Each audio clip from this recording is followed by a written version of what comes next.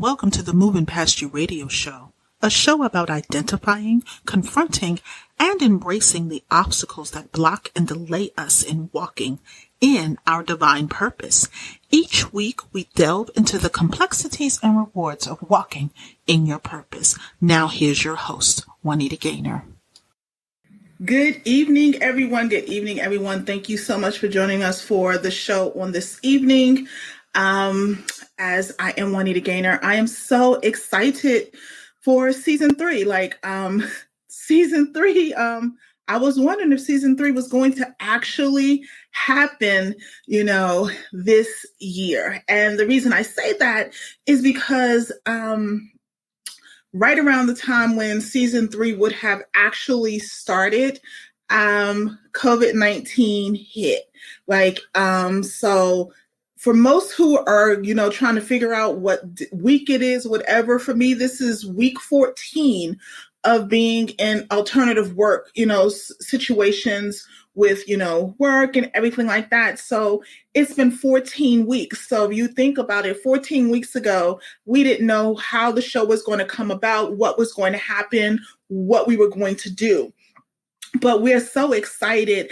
We have so many great things in store for you this season. Now, tonight, we are going to be discussing resting in his power when God calls you. But before we get into tonight's lesson, we're just going to go to the Lord in prayer, because there's so much that is going on. There's so many people that are hurting. There's so many people that are wondering, is God really calling me? Is he talking to me? I can't hear him through all the noise in the background and everything that is going on. So therefore, we are going to seek the Father in prayer. Dear Heavenly Father, we just thank you this evening for allowing us to see another day.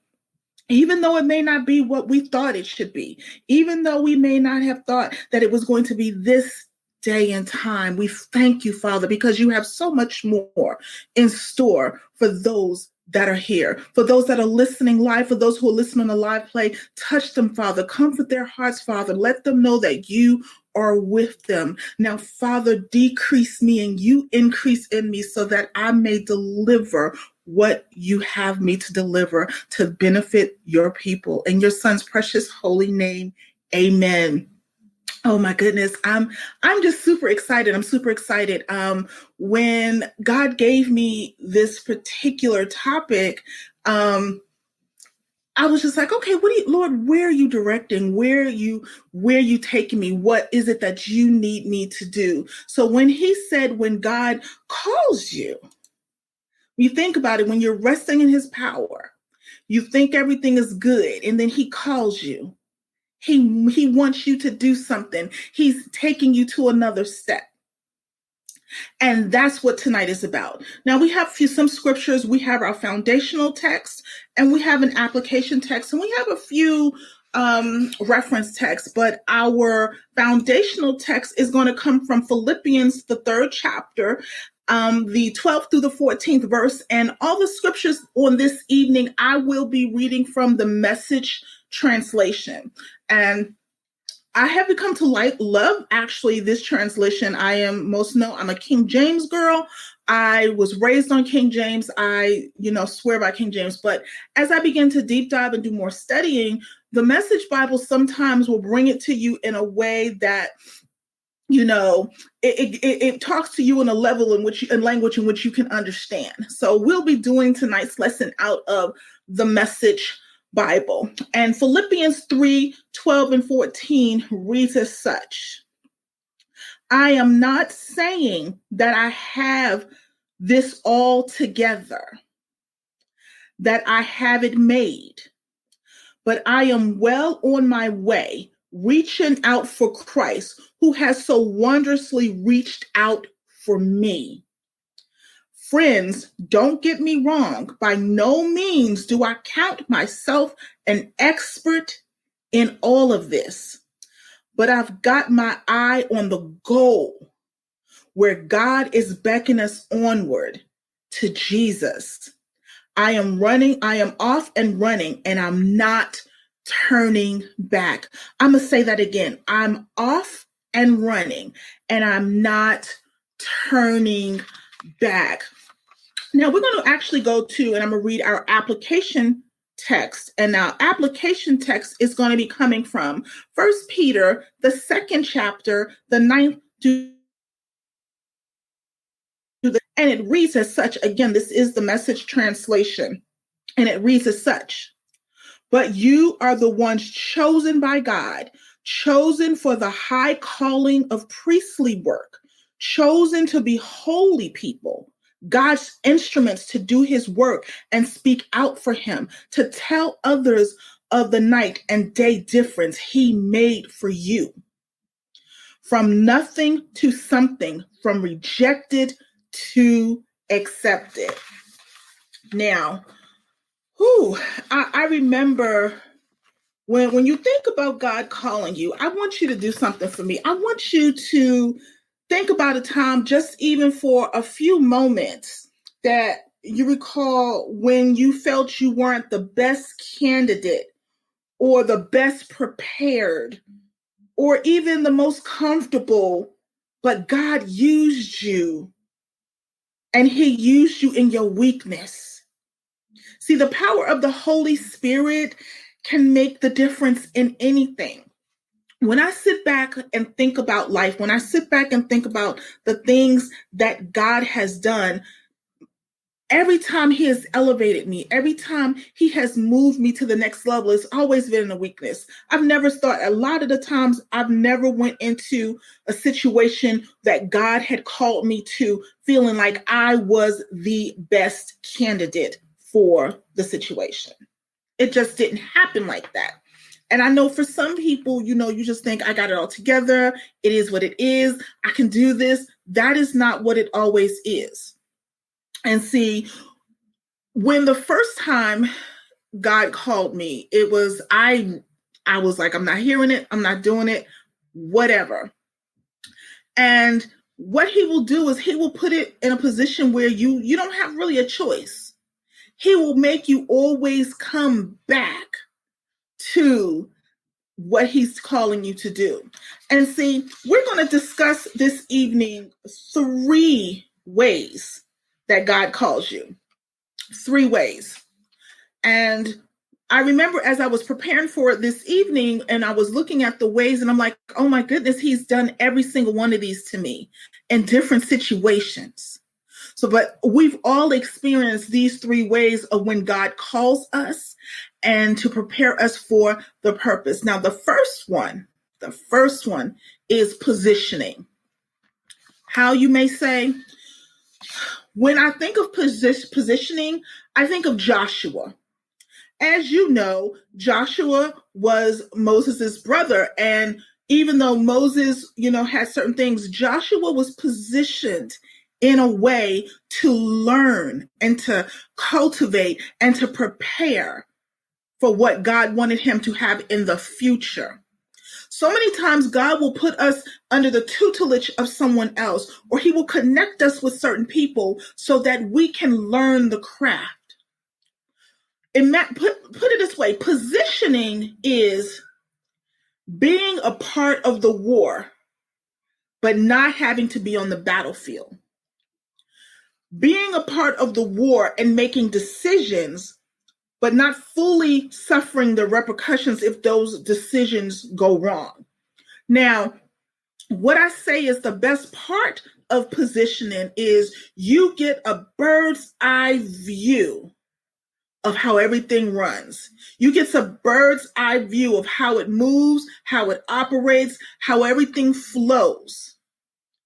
There has been so many times that God has positioned me in certain positions or certain places or certain jobs or connected me with certain people so that when it was time for me to elevate to the next level, it was a seamless transition because he gave me the time to build the foundation, learn the skills, and know my surroundings. So therefore, if he was cultivate me for leadership, he had placed me with the leader. So when it was time to lead, it was in a foreign situation.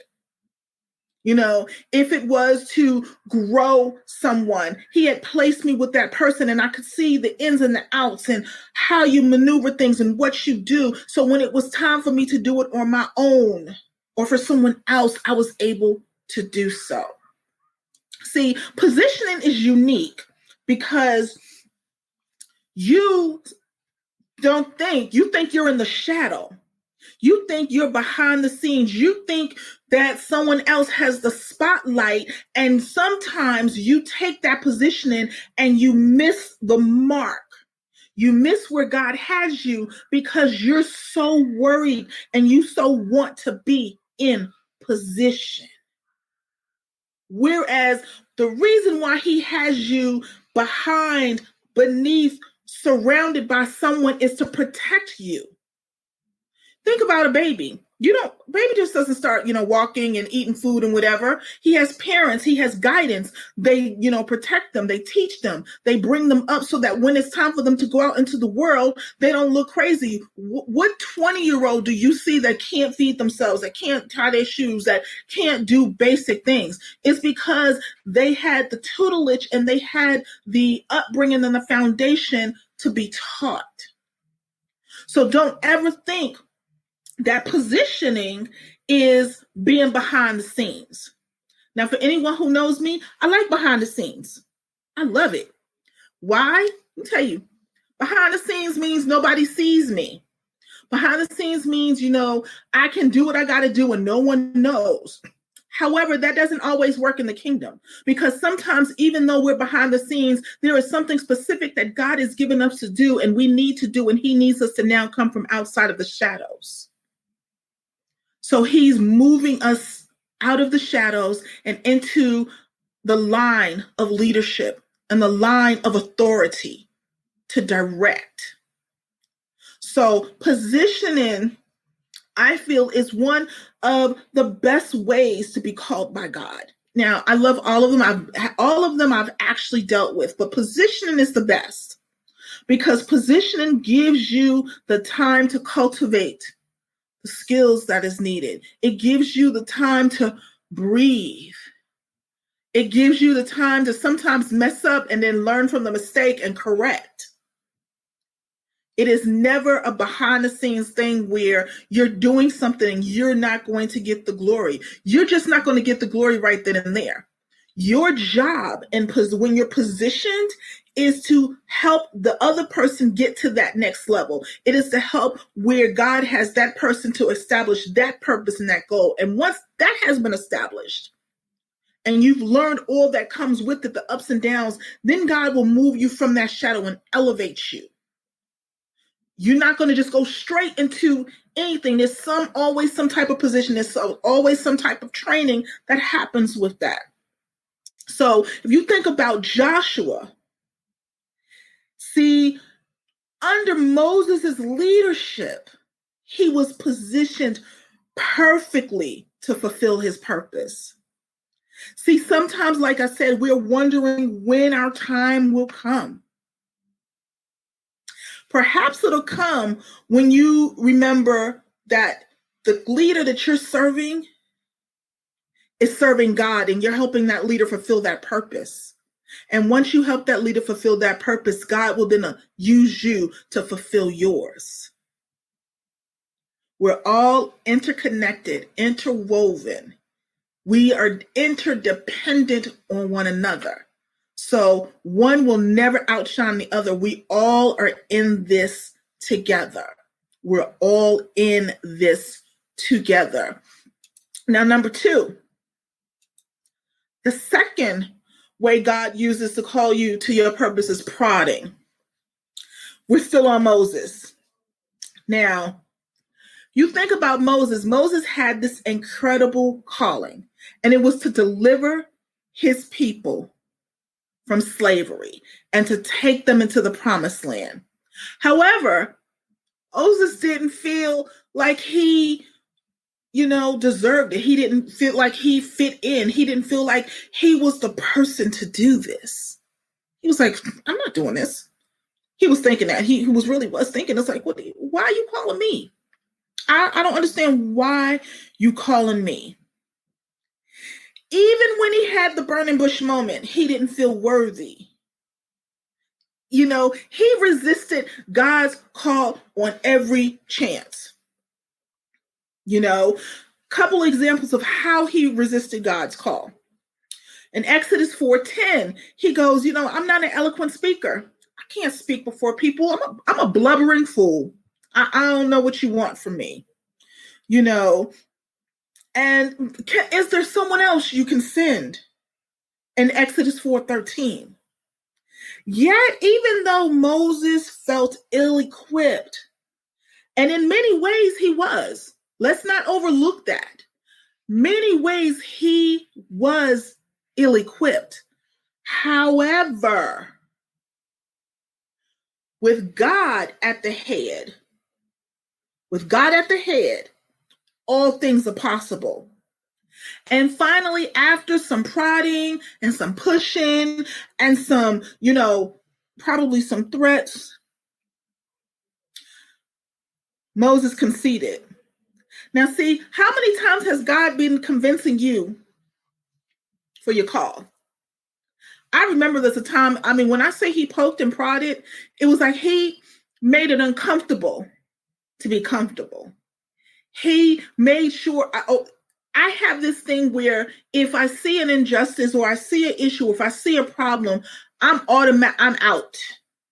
I'm completely out. And so therefore, in his prodding moment with me, it was like, okay, I'm going to let you see everything that's going on. I'm going to let you see all the craziness, all the dirt, because I need you to be over here and you're over here. And it took months. I was miserable, absolutely miserable. And I was not yielding. I was not giving in, because my thing is like, there's no way, God, I am equipped for this. There's no way I can do this. There's no way I am, in position for this.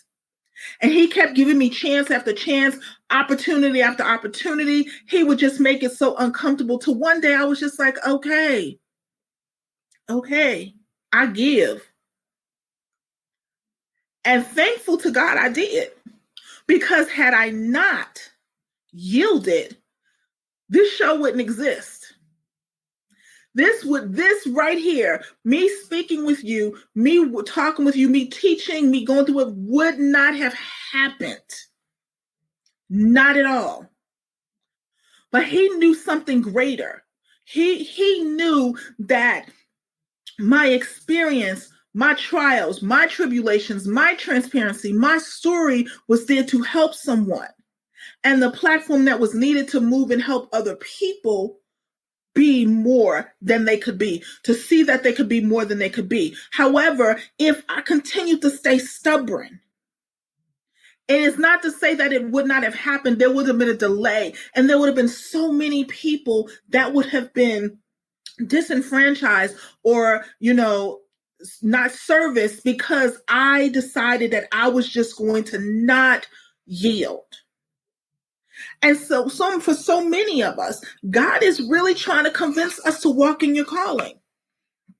And he's done everything he can. He done messed with the kids, the grandkids. He done, shook everything down. He has allowed a global pandemic to hit us. Yeah, I was coming to that. We have a global pandemic right now. And for so many people, he had to levy a global pandemic for some people just to rest. Yes, I know there's all over social media right now where people have been saying, oh, if you don't come out of this with 5 streams of income and this and that and a house and a car and books and whatever, you're lazy. That is a lie. And I rebuke that in the name of Jesus. And anybody who decides they don't want to follow me anymore after I say that, I am okay with that. Because see, you're not going to put on someone else what God has put on you. You're not going to deflect what your call is supposed to be onto someone else. You're not going to sit there because you want to be stubborn and you want to just be in your own little isolated world. You're not going to project what God told you to do on someone else. We're not going to have that. Because see, in this season, Many of you need rest. You've probably been working 60, 70, 80 hours a week. Kids don't even know who you are. Your spouse don't even know who you are. You don't even know who you are. You don't know if you're coming or going. In the season, some people need to know who their spouse is. It was great 10 years ago when you got married, but now y'all basically been chasing this money. Notice I said chasing this money. And because you chasing that money and not chasing God and not allowing God to work in your life and to let it chase you, you're trying to always get it. You're trying to make sure that it goes around. You're trying to make sure the bills are paid. You're trying to make sure that the kids are taken care of. But you've neglected one another and you've neglected your relationship with God. This is a time to get to know your spouse again. This is a time to get to know your children again. For many, you don't know who your children are. So when the school calls and says, at 11 a.m. each and every day, Johnny has a breakdown and they don't understand why. Well, the thing is like you are so wrapped up in trying to provide and trying to do the things that you need to do that you don't understand that Johnny is calling out for attention from mom and dad. Johnny is having an issue, or Johnny may have something where he is, suffering. Something may have happened to him and he just don't know how to tell you because everyone is always so busy. This has been a time of reconnection. I can say God has told me that there's certain streams of income that I need to have and certain projects I need to have done, but he's told that to me. He didn't tell me to put that on someone else. So for right now, many of you are in this season, he's prodding you. He's convincing you. He's trying to push you. Many were upset that we couldn't go into the house of the Lord. It was because he was trying to make us, be an altar in our own house. God was trying to come in our house. So therefore, we couldn't go into his main house because he was trying to get in our house. So therefore, we had to worship in our house. We had to let him in our house. He is crying, saying, hey, I have so much more for you. I have so much greater for you, but I need you to yield to me. Think about so many people you may see that may be struggling, and that God has a great call in their life, and they may be like, what? I don't see the purpose. I'm going through all these things. I don't see the purpose or the cause. See, sometimes what you have to realize is that your obedience is going to allow someone else to be obedient and to live in their blessing and to live out their purpose and to do great things. People are watching no matter what you may think. People see how you react. People see what you do. We are never to do anything to cause us to cause our fellow brother and sister to do anything crazy. And so when I think about that, that brings me to one of our reference scriptures. And it is Ephesians. Let me pull it up. And I'm just going to put it on the screen. It's going to be Ephesians, the 4th chapter, verses 22 to 24. And again, it's going to be the Message translation. And it says, but that's no life for you. You learned Christ. My assumption is that you have paid careful attention to him, been well instructed in the truth, precisely as we have it in Jesus. Since then, we do not have the excuse of ignorance. Everything, and I do mean everything, connected with the old way of life has to go. It's rotten through and through. Get rid of it and then take on an entirely new way of life. A God-fashioned life, a life renewed from the inside and working itself in your conduct as God accurately reproduces his character in you. So when he's prodding, when he's pushing, this is what he's telling you. He wants to be the one that is the end all be all. He wants you to throw old things away. He wants you to live specifically in him and nothing more. And again, it doesn't mean that, it's not going to happen. His purpose will always manifest. He will reassign it if need be. But you don't want him to reassign it. You don't want him to do that. You want to be the one to be obedient and to go ahead and live out the blessing and live out the purpose and go ahead and let the people who are waiting behind you for you to lay the foundation so they can step to the next level, because that's usually what it is. And I've been there. Don't want to do it. Ain't got nothing to do with me. It's all, but what I had to learn and what God had to show me was that there were people who were dependent on me to be obedient and to lay the foundation so that they can step up to the next level as I was building up. Not everyone is going to go with you.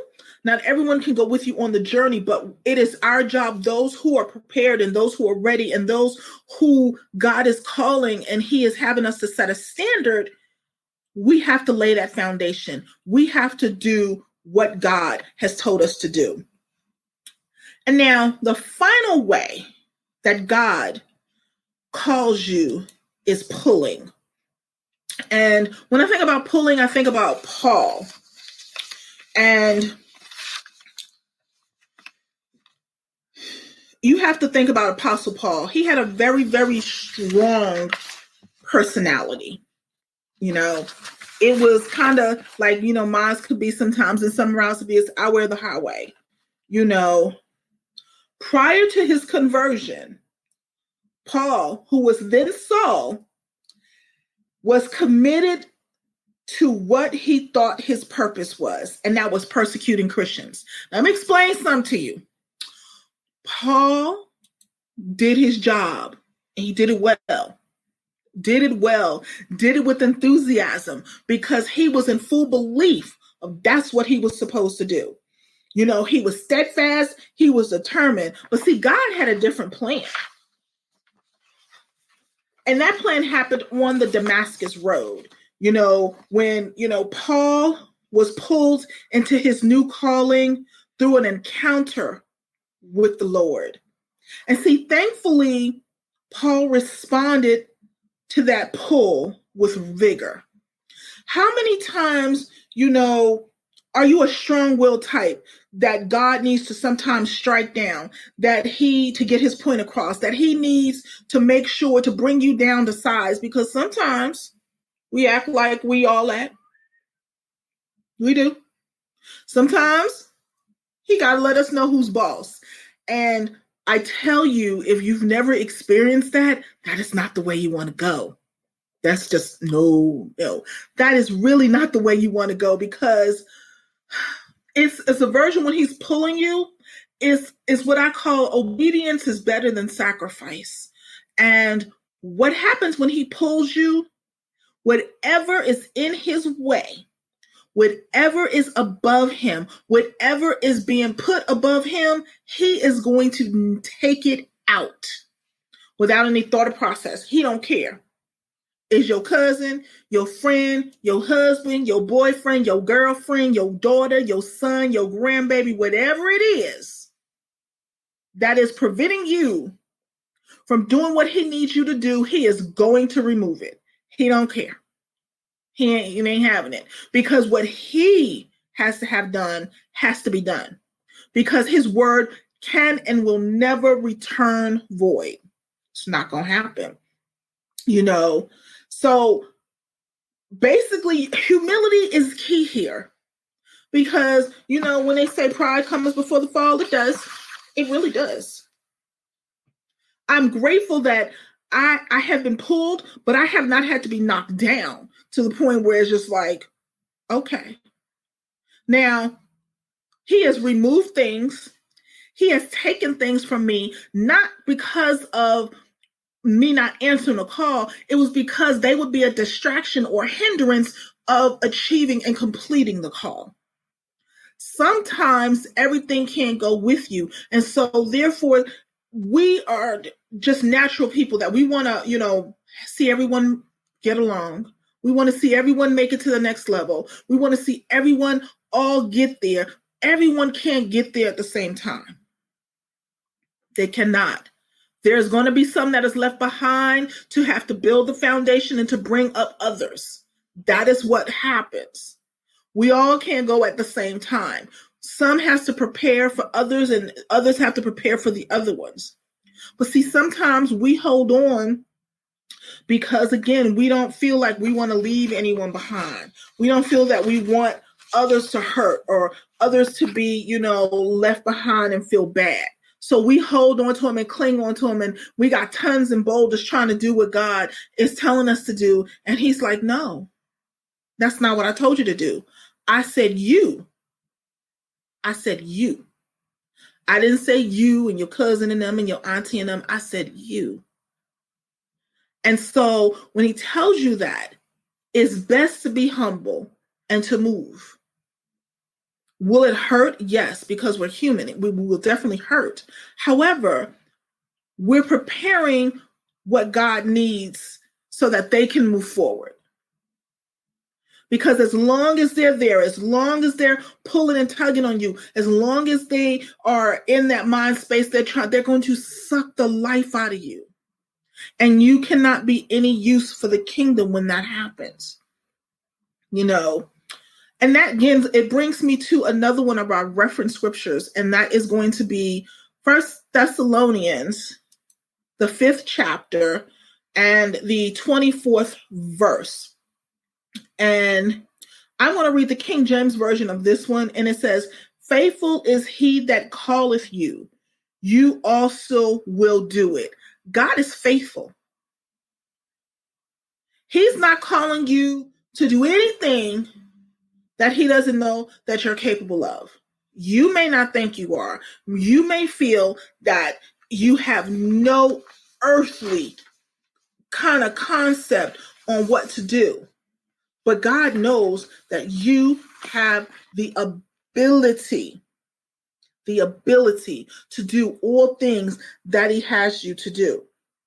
Because see, what it says in Ephesians 2:10, and it's like we were all God's handiwork, created in Christ to do good works, which God prepared in advance for us to do. We were called and predestined well before we were thought of. God had it laid out what our purpose is, what we're doing, what he has us to do. But why sometimes do we just sit back and be like, you know what, I'm just going to wait and see what Mary and them do? I've been guilty of that. I really have. Like, I remember my first leadership position, and I was probably like 11 years old. And I'm thinking, I'm 11 years old. What do I know about this? What do I know about telling adults what they need to do and how they need to function and, leading people? I'm 11 years old. However, God was like, but no, you may be 11, but you have what I need.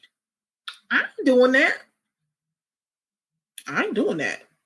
And to think of it as an 11-year-old, I ain't doing that. So for any of us who grew up in the old church, you went to church whenever the doors were open. You was there, Sunday morning service, Sunday afternoon service, Sunday night service. You had prayer meeting on Wednesday, choir rehearsal on Thursday, youth meeting on Friday, choir rehearsal again on Saturday, potentially an event Saturday night, and come back and start it all over again. So you were always in the ministry. So what God did with me was, okay. So he started making it where I didn't have a choice but to be in the role he assigned for me. So I remember when I first took over the choir, again, I'm 11.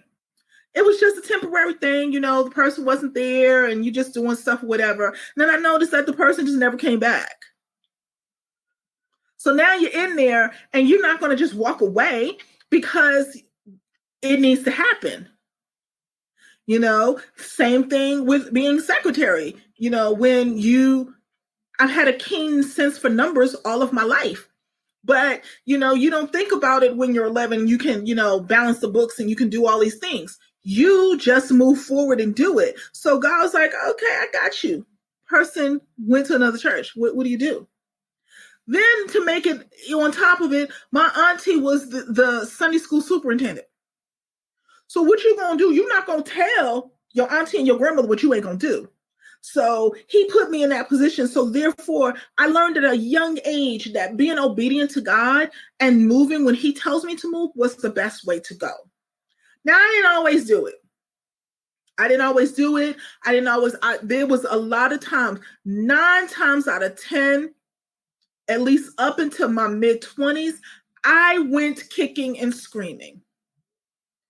He would position me and then I'd be like, I don't want to do this no more. He would prod. Then he would probably just knock the pride down and, make me whatever.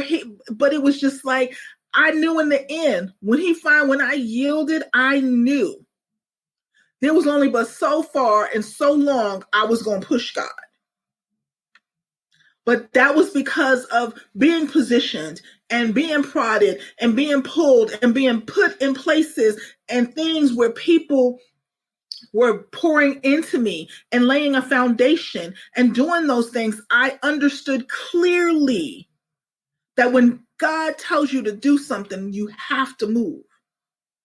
Now, sometimes we be having conversations because, I was that type of child, especially with my background of abuse. There was questions I had, like anybody. It's like, well, why we got to ride? Why we got to die? Why we got to do any of that? Like, why? I need answers, or the times where, and I know some people used to look at me like, you talk to God like that? Yo, that's me and him. How you talk to him don't worry. How you talk to him is unique to your relationship with him. He knows my inner story. And sometimes I just be like, really, God, like this is what we doing today? Like 2 days ago, something went down. I was like, oh, so this is how we rolling. This is what we doing. I'm going to do it, but hey, what we doing here? And you have to be honest in your interaction with him. Like I speak to him like I speak to most people. I mean, it's with reverence. Like I'm not sitting up there saying that I'm not going to do it. Like I have some questions, I'm going to do it. But God, can you help a sister out? No, oh, okay. But see, God knows his child. He knows me. He knows that there'll come a point as I'm growing in this walk, as he is, elevating me to the next level, that he'll show me some things, because there'll come a point where I'll hit a wall and my faith will feel like it's just not there, or it's dwindling, or I can't see the forest for the trees. And he will see that coming, and he'll see me about to hit that wall. And before I hit that wall, the wall will disappear and I'll see some light, and he'll show me some things, and he'll make some things happen, and he'll make sure he puts me in position to let me know that everything is going to be all right. And so when he does that for me, what I've realized over the years is when he does that, it's okay, he's about to take me to this next level. And he's telling me that I now have to be more focused, because I've gotten through one thing, but I got to see where it is. Don't beat yourself up if you have moments where when God calls you and you're walking in the call and you're walking in the purpose, and you feel you just one day just have this, break, that you feel so worthless and you feel like you're not the right person for this job, and you don't understand why God has called you. You'll have those moments. But see, this is when you go to the Father. This is where your relationship comes into play. Because see, you can't make it through God's call and walking in his purpose and resting in his power without relationship with him. See, when he called you, when he pulled you, when he prodded you, when he positioned you, you had a relationship.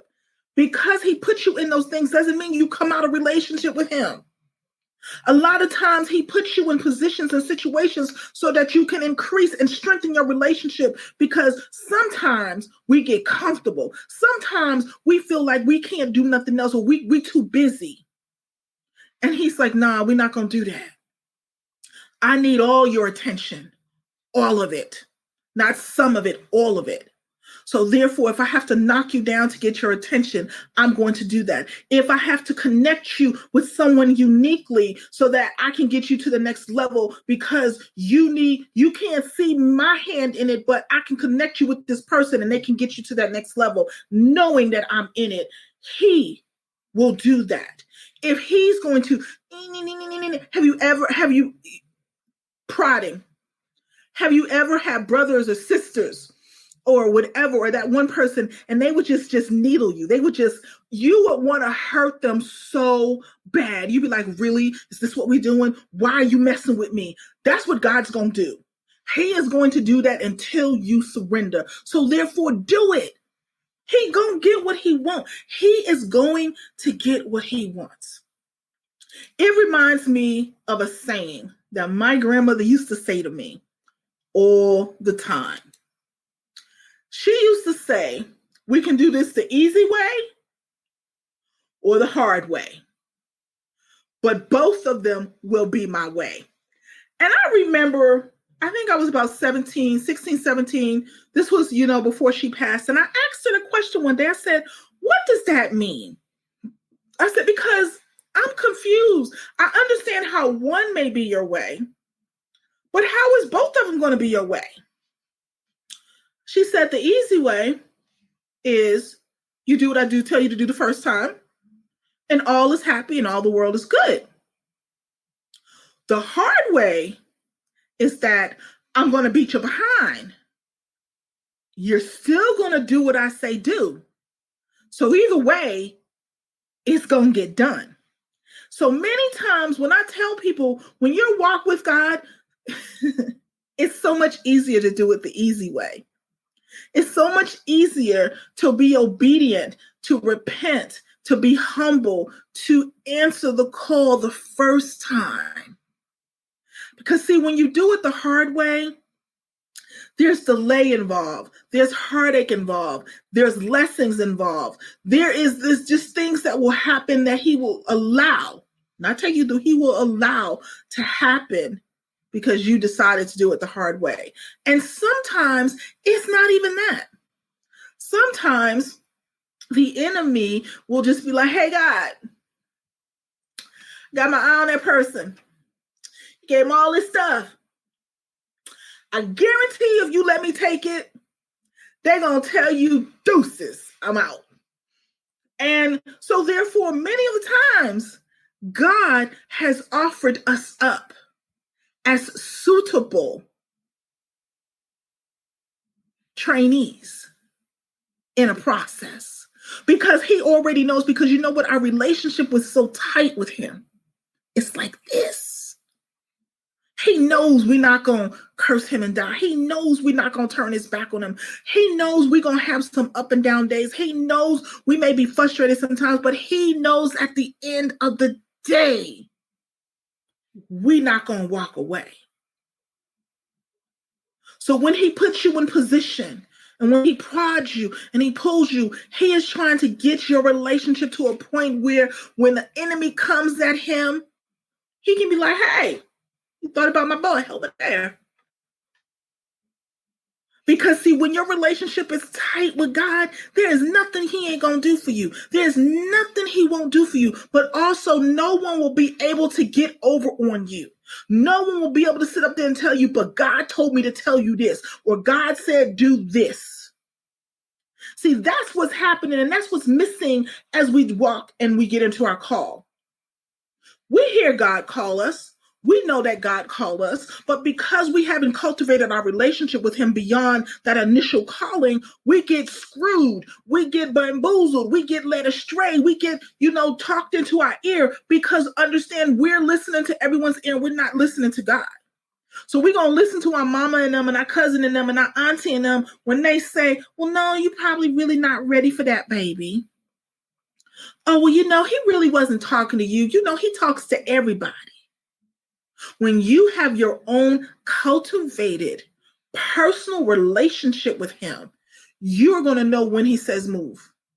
You're going to know how it happens, when it happens. And when someone else comes to tell you God said, you're going to know whether he said it because he would have already told you. Already.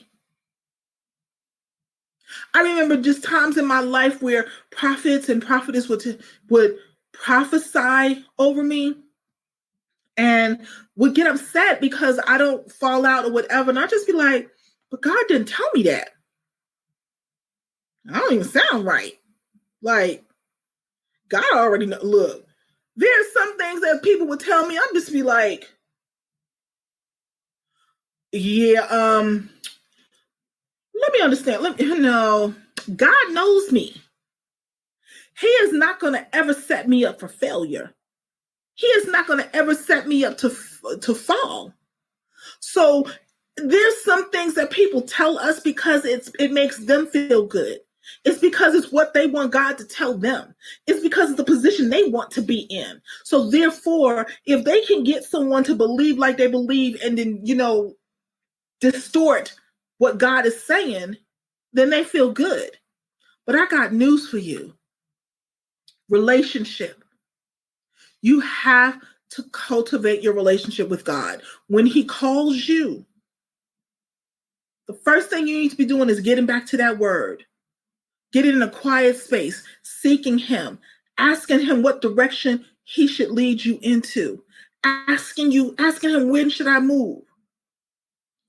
I remember when we were doing and we was preparing for the show, and I remember God was just doing some things in my life, and I knew me. I knew that I would never myself move certain people, places, or things out of my life.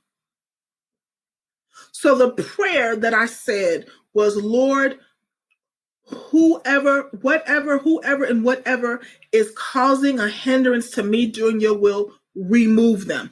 I didn't ask him to point them out to me. I didn't ask him to let me know who it is so that I can do it. I said, Lord, I gave him complete authority and autonomy to move the people, places, and things out. And was I shocked? I was. Was I hurt? I absolutely was, because it was people that I didn't expect. It was situations I didn't expect. I thought those were solid relationships. I thought those were solid projects and solid propositions.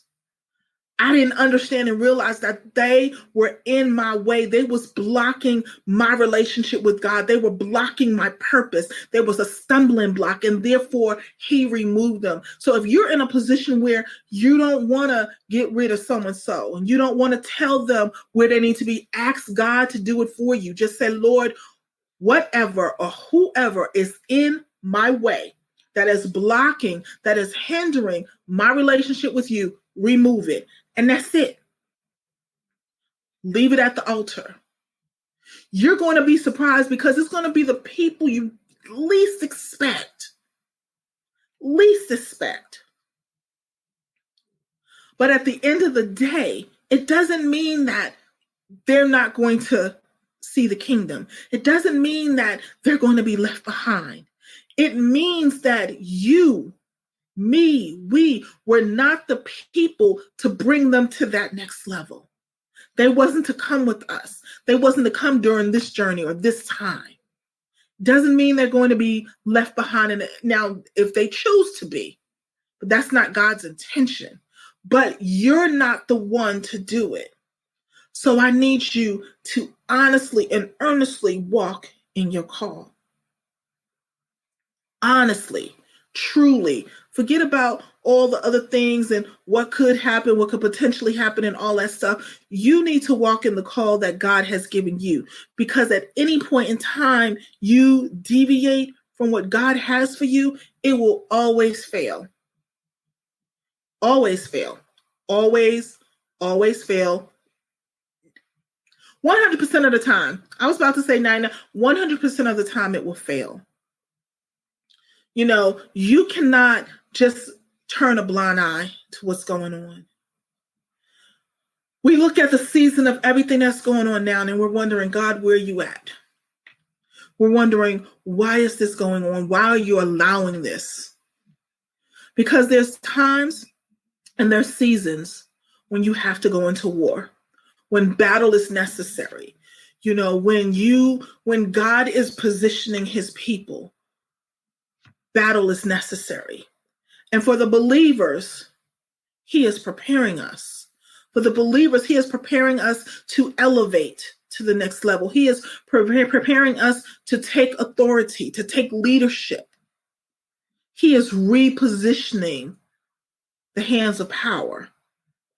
But we have to be ready. We have to be in relationship with him. We have to answer the call.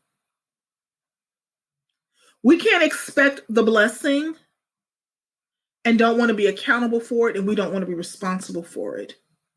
We can't ask God to make a way out of no way, but we don't want to do what is necessary. We don't want to give him all of us. We don't want to walk in all of him. And I'm not saying that you're not going to have your days where you're looking like, what in the God's green earth is going on?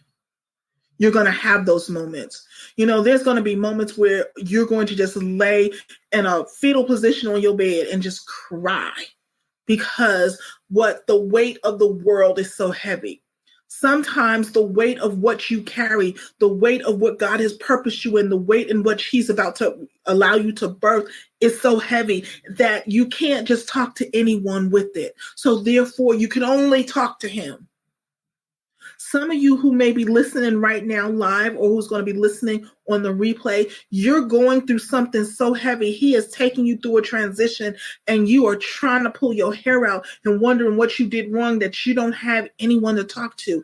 And that is his own unique design because he is building in you the strength that is needed. He wants you to talk to him. He wants you to seek him because, see, he can't have you release this too early. He can't have you pull this out too early. You have to be ready because even once you birth it, it comes with an additional responsibility that you can't even see on your own. So know that as you work and as you grow and as you do these things, he is going to shine his light, but you have to answer the call. You can't be so comfortable resting in his power and his love and his guidance that you don't answer the call. Because not answering the call is not that it won't get done. What he will do is he'll reassign it. And see, what will happen, and I can just say this from my experience and why I made sure that I didn't want it to be reassigned, because I was a reassignment. When God realized that my mother could not fulfill the purpose and the promise that he had put on her life, I became that reassignment. And it wasn't that she couldn't, but the position and the abuse and the hurt and the pain was to a point where he knew that once he delivered her from that, he was not going to allow her to continue to be on earth because there would be no way for recovery. So I became that reassignment. I became hunted by the enemy. He has anything he could take me out, he was going to do it. However, once I learned what that was, once I fully embraced who I was, there's nothing that you can do that's going to knock me off. Am I going to have some bad days? Of course. Is there going to be some days where I look at some people and I want to throat punch them? Absolutely. And I know some of you are probably looking at me right now or hearing this and like, did she just say that? Yes, I did. I did, because it's a true fact of life. You're going to have those moments. You know, we act like anger and whatever is not a part of the human existence. God got angry, but he didn't stay that way. And that's the key. See, the sin is staying that way. The sin is holding on to it, festering it, and all those things. We have to answer the call. When we answer the call, we have to answer with our true and authentic self so that we're prepared to present our true and authentic self. So when someone comes in contact with us, they see God. You got to understand that sometimes, for some people, the only time that they see God is when they see you. The only time that that light is shown upon them is when they see you. So therefore, be that light. Shine bright. Know that God hasn't left you. He hasn't forsaken you, but he is cultivating you to get to the next level. So remember, he is uniquely positioning you.